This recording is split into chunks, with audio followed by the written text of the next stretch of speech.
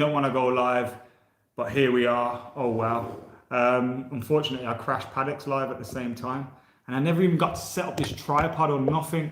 But here we are. We're live. Manchester United 6, Roma 2. 8 goals at Old Trafford again between the two clubs.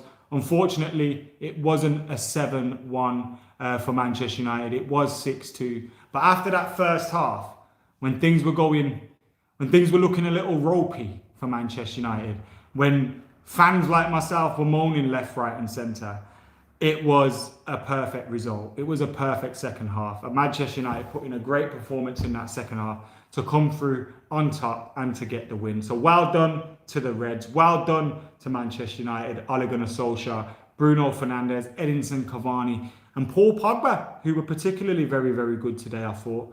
Paul Pogba, excellent from Manchester United. Excellent performance from him. Our best player by far. Need to get Paul Pogba to sign the goddamn contract and stay at the club, please. Now Glenn's calling me saying no thanks to you, you misery arse. Mate, please tell me you lot were watching the same performance I seen in that first half. Because Fred, what was he doing, bruv? Like, what was he doing? And I even said it at halftime. If we have anything about us in the second half, we will slap this team up 5-2, 4-2, I think I said it would have been. Because they're useless, they're crap, they're rubbish. They're nowhere near the good Roma sides that we've seen down the years. They lost against Cagliari on the weekend. Yet we went 1-0 up and then allowed them to come into the game. Boss things, look good. AdamMcKola scoring when he was trying to miss. Pellegrini scoring when I don't even know who he is. It was just frustrating, like, how we allowed them back into the game. It did look like one of those things where the boys just crumbled and just fell into their shells, got nervous, and I don't know, it started to make me believe there was a real semi-final hoodoo around this team. Have we got an issue? Can we not get, past these semi-finals? Because we've seen it now. Semi-finals against Manchester City, Chelsea, Sevilla, whoever. We get to the semi-final stage and we crumble. Now, we're not there just yet. Obviously, is this Roma side going to beat us 4-0? Score 4 goals against us? Probably not. I'll look really stupid if it happens next week and you're all clipping this video up laughing at me. But Roma aren't going to beat us 4-0 in their ground. So realistically, we should be through to a final for the first time under Ole Gunnar Solskjaer. And let me tell you this. If Ole Gunnar Solskjaer wins a trophy for Manchester United, I am going to cry. I am going to shed some real tears. Because Ole Gunnar Solskjaer, the baby-faced assassin, the man that we've all grown... I remember when he retired, yeah. It come through quite late at night, if I remember correctly, like 11, 12 o'clock. And I was sat at home and it broke on Sky Sports. And one tear rolled down my cheek. I've never felt that way about a player retiring before. Apart from when Eric Cantona retired and I asked my dad what retirement meant. Because I was so young that I didn't know what retired meant. And when I heard it, I proper broke down. But when Solskjaer quit, do you remember when he scored? Was it against Charlton? And he bowed to the weigh-in like that, in the white and gold shirt that United used to have. I think it was in like 2007. That picture of Ole scoring in front of the fans and bowing to them is something that will live with me forever. That's something that chokes me up just thinking about it. He was a player that had a real emotional attachment to the club. And not just because of what he achieved on the pitch, because of what he did in terms of scoring that goal in the new camp. It's not because of, well, it is because of that, but it's also because of his character, his mentality, his attitude to playing for the club, how much he went through at Manchester United, the injuries, the setbacks, the comebacks, the crucial goals. It was everything about him. Do you remember when David Beckham and Sir Alex Ferguson fell out? And Ole Gunnar Solskjaer was the man Fergie played on the right wing, and guess what? He fit in there, and we didn't even miss Beckham. I was Beckham's #1 fanboy. And we didn't miss Beckham when Solskjaer played on that right wing because he provided goals and assists for that period of time when he played there. He was a flexible player. He had a great football brain, great finishing ability, and he was a top player. But to see him lift a trophy for this club as manager. Do you remember that feeling when Giggs walked out the dugout at Old Trafford in the suit and it's like, whoa, hairs go up on the back of your neck and all that? It's the same with Ole. If he lifts a trophy for us, whether it's the Europa League, the Capital One Cup, the Intertoto Cup, Europa Conference League, I don't care. I'm going to cry. Could be the Audi Cup, ICC, because that man is a legend. No matter what he does from here, he's a Manchester United legend. And I've had my doubts about him as a coach. I still have my doubts about him as a coach. I still don't know whether he's the man to bring home the league. I still don't know whether he's the man to bring home the Champions League. And that's what we want as a Manchester United fans and as a Manchester United team. But he's earned the time to stay at the club, improve the team, be given more signs, be given more money. He's improved the squad. He's brought us forward from where we were when Jose Mourinho left. And he's dragged us forward. So he deserves some credit and he deserves some praise. And yes, we've made some of our semi-finals difficult in the past. But today, we got through this semi-final, a piece of piss. And now we've got a second leg to look forward to, which should see us seal that final in Gdansk. We go to the Gdansk. Who knows what can happen there? You can win the trophy against Villarreal or Arsenal. Villarreal won 2-1 today, although getting Arsenal to get that goal when they were down to 10 men, that saves Arsenal. I probably think that makes them favourites at the Emirates. But nevertheless, Villarreal winning today, United could be setting up a final with either of those. And when you play either of those, you'd be expecting to win, wouldn't you? So delighted to be in the final almost. Still got the job to wrap up in the second leg. But great performance in that second half. Edinson Cavani was incredible. His goals, his finishing, his movement, his pass for Greenwood's goal was fantastic. He really, really looked good today, Edinson Cavani. Bruno Fernandes back in the goals, back in the mix as well today. So well done to him. But for me, Paul Pogba was man of the match. McKola says no chance at Villarreal bossed it. They were unlucky. Fair enough. I've obviously not seen the Arsenal game as I was watching the United game. But yeah, for me today, Paul Pogba, man of the match. Absolutely incredible performance from him. Strength, ability, skill, composure, the passing, the movement, a finish as well with his head for a goal. He absolutely had it all today, did Paul Pogba. He got a booking as well. He was getting fouled left, right and centre, and then he made a stupid foul. And the ref gave him straight away, booked him. It's like, what the fuck are you doing? He's been getting fouled all day, and the first foul he gives away. That referee was abysmal today. Let me tell you that. The referee was abysmal today. Nihad says, thoughts on De Gea. I know you're probably asking me that because of the mistake that he made with the pass. But I've seen, Dean Henderson make the other mistake when he starts as well. I still personally think De Gea should be our man at number one. He's not. I think Dean Henderson will be our future number one, is our future number one, has great potential. I think we could be forcing De Gea out of the club a year too soon. You look at it from a De Gea perspective, he's got, De Gea's got, his testimonial comes up in July this year. Is he going to stay on the bench on 375 grand a week? Probably not. He's playing in the Europa League. We'll get into a final. Is he going to play in the Europa League final? Is that going to be his swan song for Manchester United before he heads out, before he leaves the club? Because that is looking like the case at the moment, isn't it? That David De Gea's swan song is the Europa League final for Manchester United. But then, as with everybody, you ask yourself this. Who would pay for him at the moment? Who's going to pay those wages? We're not going to be giving someone out on loan like that, are we? So who is going to be paying those wages? And that makes you think, I can't see who would do that. So it's a predicament we're in. We're spending 500 grand a week, I think it is, on goalkeepers. 600 grand a week maybe. Romero, I think Lee Grant's on like 20, 30 bags a week.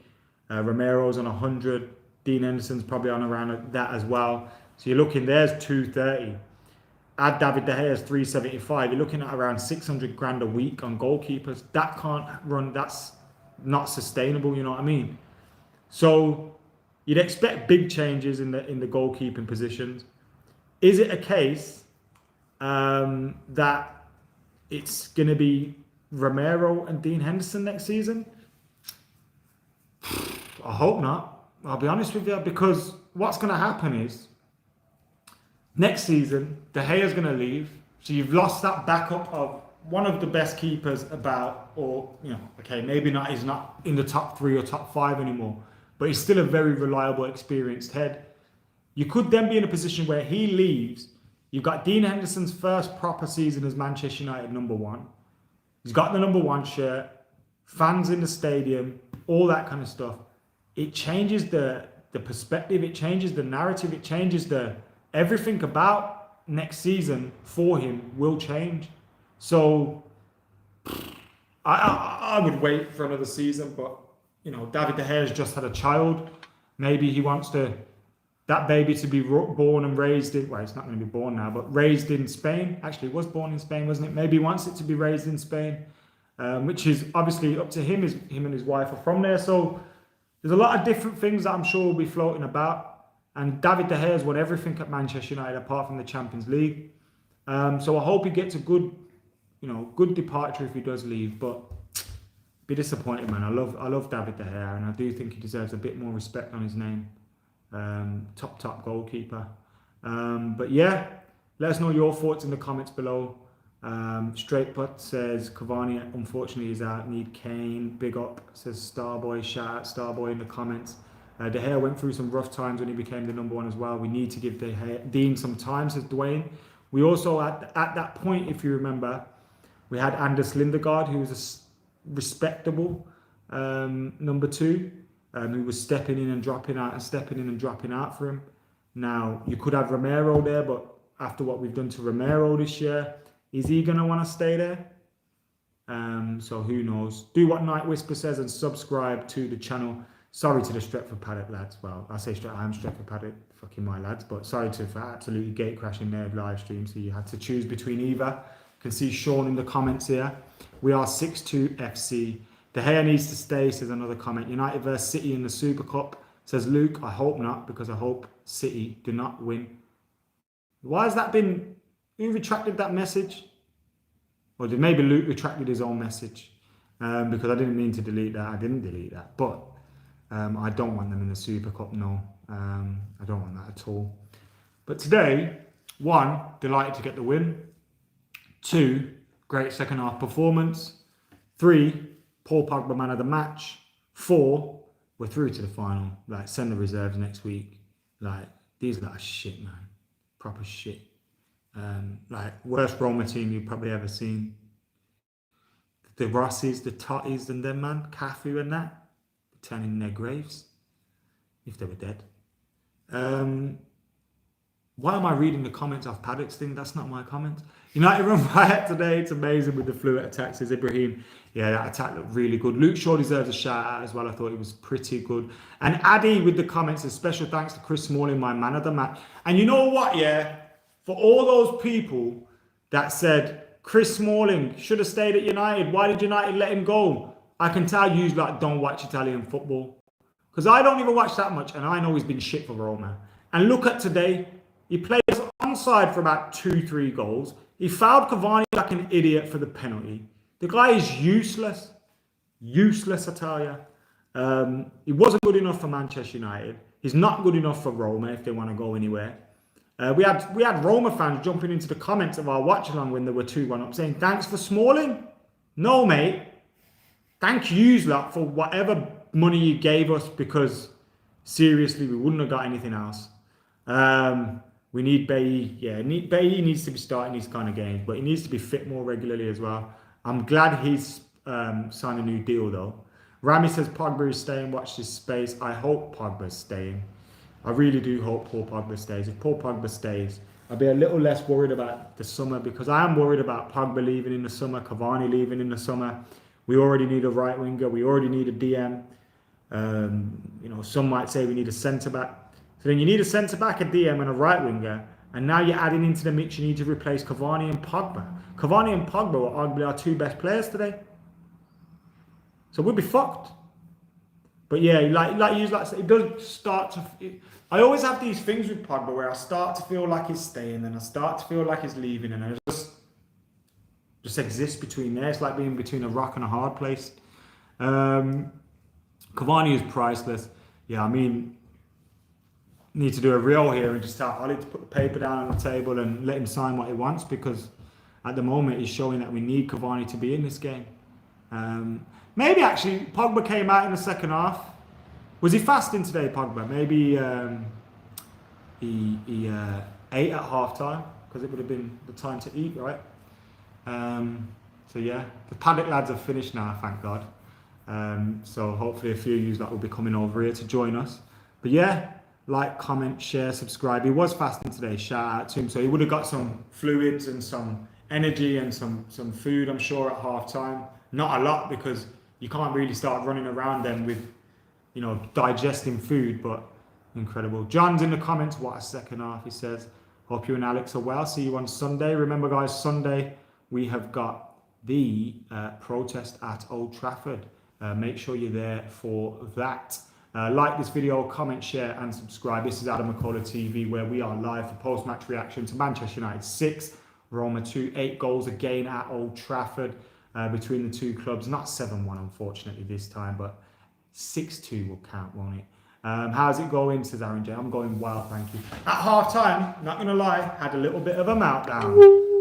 I thought we were blowing it again in the semi-final. It had a feeling of that Leicester game, you know. It really had a feeling of that Leicester game where we just weren't at the races. I thought we were gonna fuck it, but thankfully we managed to get through. So yeah, I think today that second half was a pretty good performance, and I hope it was something to do with Ollie. Christopher says Ollie is the greatest manager on the planet at half time with a super chat. Thank you very much for your super chat.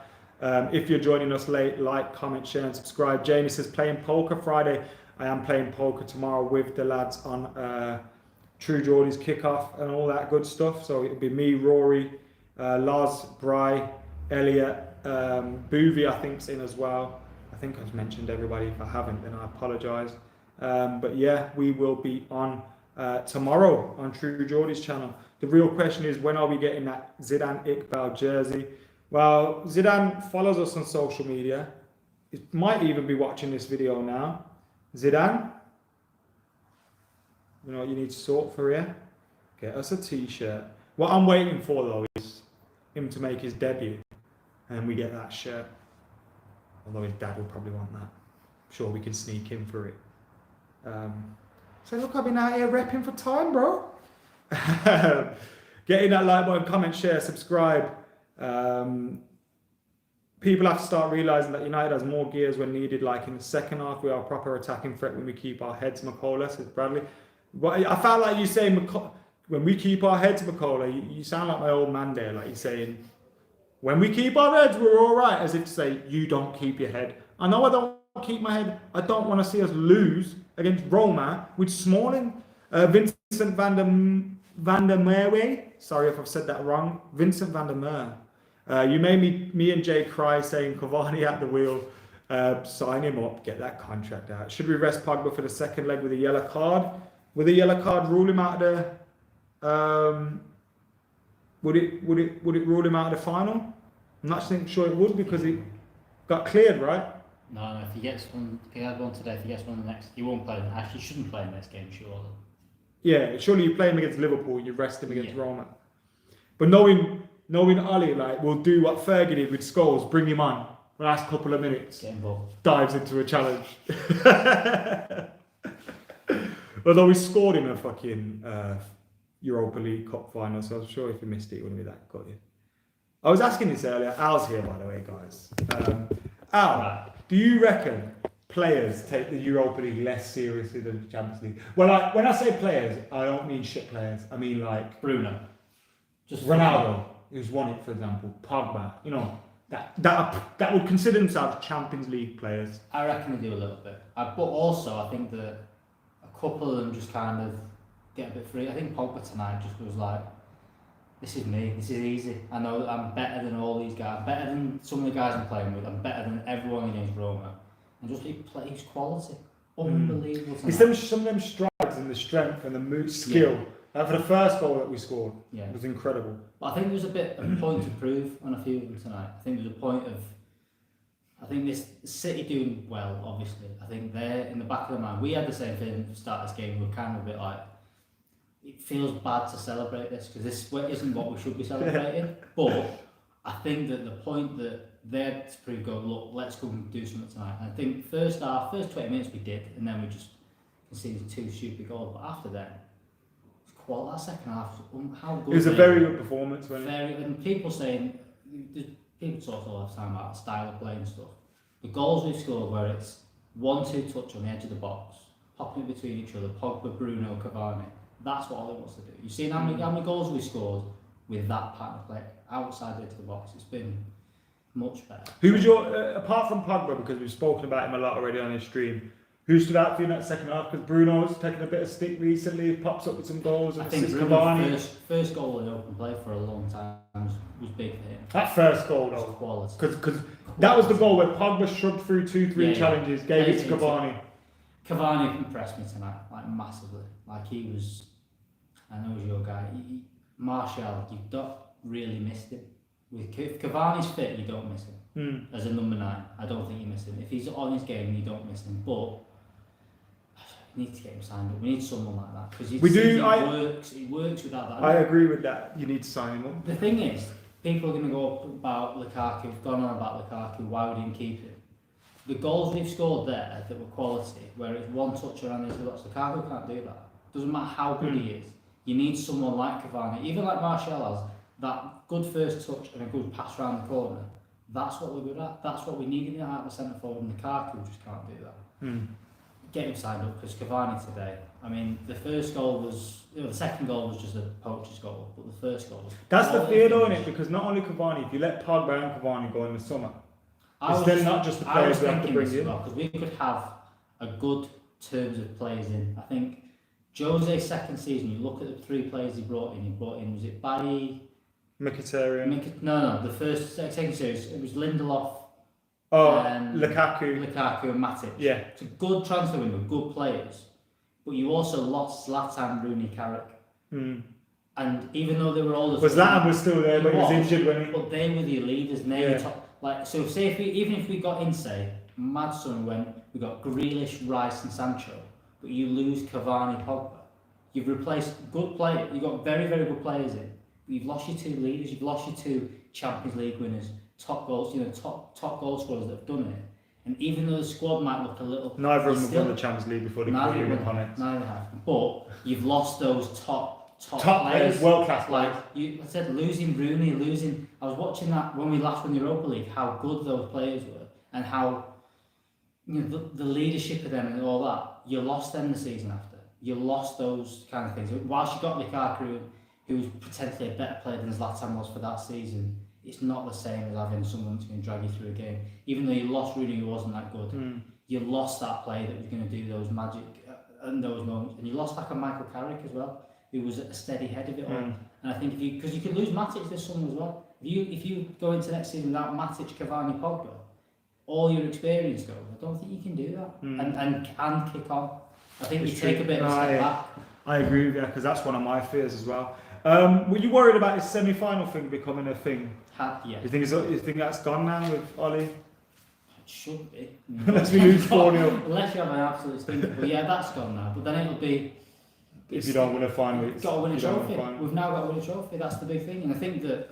I spoke to Jay about this before the game. I don't think that winning the trophy says we're better than if we don't win. I don't think that progress needed. But I think there's a mentality thing of getting over the line or something. We kind of had a little bit beating Leicester on the last day of last season. But I think we need to win a final, like you said. We need to see all the lifting the trophy. That's just going to be quality. Be so good. Who you want in the final? Ronnie wants Arsenal. I just can't be dealing with that. It's too risky. I can't be dealing with that. The risk is too much in it. Because if we lose that, head's gone. And we could lose that. We could easily lose that. So I think I'd like Villarreal because I think. But the thing is, we're better than everyone. We're better than everyone in this competition. We're better than everyone going into the knockout stages. There wasn't anyone you went there and you were better than us. Like Tottenham because of the Jose kind of thing and a bit of that. But there was never a better team than us in this. So either way, we're going to be favourites going into it.